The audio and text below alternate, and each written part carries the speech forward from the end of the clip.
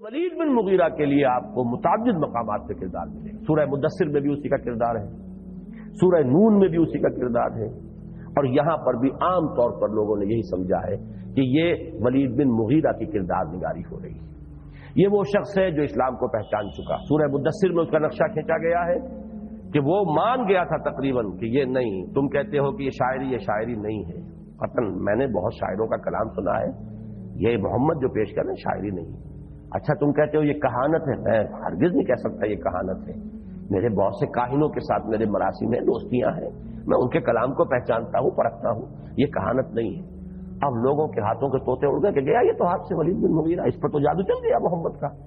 انہوں نے جو شور مچایا تو فوراً پھر اس نے وہ جو پانسا پلٹا ہے اس کے بعد پیترا بدلا اس نے, یہ سحر یوسف ان ھذا الا قول البشر. نہیں ٹھیک ہے, یہ سحر ہے, جادو ہے جو چلا آ رہا ہے. اور